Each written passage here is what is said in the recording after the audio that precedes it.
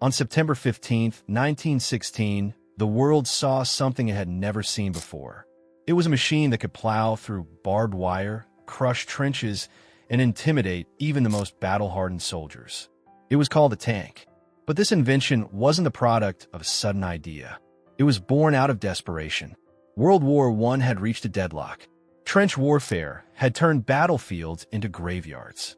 Both sides were locked in a battle of attrition, with no clear winner. But then came a new weapon, and it changed everything. The problem of trench warfare by 1916, the Western Front, was a nightmare. Soldiers lived in trenches, long, narrow ditches dug into the earth. These trenches stretched for hundreds of miles, cutting through France and Belgium. Fighting in trenches meant constant, grueling combat. Soldiers couldn't move forward. Artillery bombardments were constant. Machine guns mowed down anyone who tried to charge. It was a stalemate, and it was costing thousands of lives.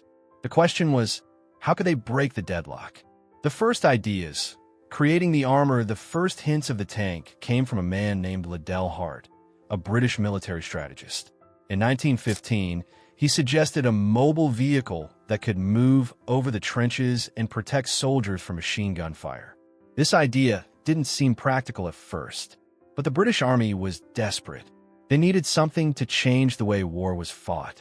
The key was armor, thick enough to protect against bullets, but light enough to allow for mobility. That the infamous water tank designed. The early designs of the tank were clunky, slow, and impractical. One of the first designs came from a British engineer named Walter Wilson. His team worked on a vehicle that resembled a large, armored box with caterpillar tracks, similar to those used on farm tractors. Initially, it was called the land ship, but the British Army was skeptical. They didn't believe the vehicle could survive the battlefield. Then came an idea from another engineer, Major H.L. J. Smith. He proposed a machine that could swim through trenches, cutting a path for soldiers behind it. This design eventually led to the Mark I tank, the first true tank that would change the face of warfare forever. The secret weapon, Mark I. In 1916, after months of development and secrecy, the British military finally debuted the Mark I tank. It was a large, rectangular vehicle, heavily armored, with a rotating turret and tracks running along both sides. On September 15, 1916, the British launched the first tank attack during the Battle of the Somme. It was an unprecedented move. The tanks rumbled across the battlefield, their engines roaring and their treads crushing everything in their path. But it wasn't perfect. The tanks were slow. Many broke down. Some got stuck in mud. However, they had one advantage. They terrified the enemy. The German response when the Germans first saw the tanks, they were shocked. The British had introduced something they had never considered. German soldiers had been entrenched in the same brutal trench warfare for months, and the idea of a machine breaking through their defenses seemed impossible. At first, the German soldiers didn't know what to make of the tanks, but they soon realized they had to find a way to stop them. The Germans quickly adapted. They improved their anti-tank weapons and focused on destroying the tanks as quickly as possible. But the tanks had already achieved something profound. They had begun to break the psychological hold of trench warfare. The tank's legacy in World War I, although the tanks didn't immediately turn the tide of the war, they laid the foundation for modern mechanized warfare. By the end of World War I, tanks were being used more effectively.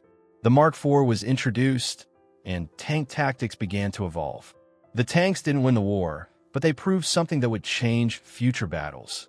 Armored vehicles could change the course of a fight. Post-war development and the tank's role in the future after World War I. The tank continued to evolve. Armored warfare grew as technology advanced.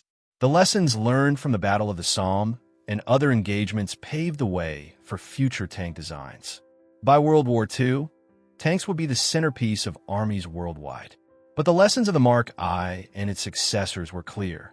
Tanks could break through enemy lines, move quickly, and hold territory. The psychological impact of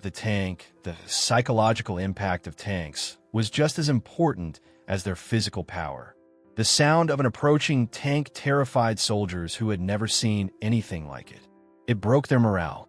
Tank crews, despite being vulnerable inside their metal shells, gained a sense of power and purpose.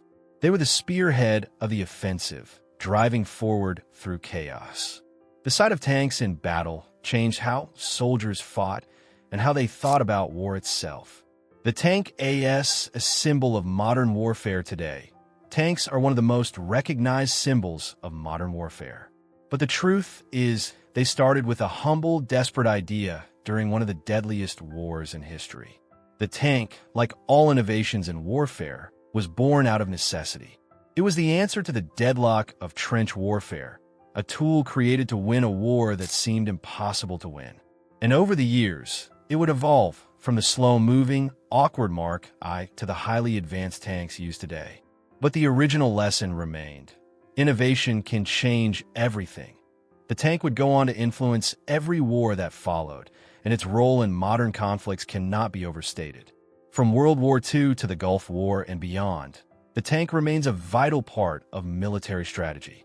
But the story of its invention is a story of desperation, survival, and ingenuity. And it all began with a simple idea: to break the walls of war with a machine.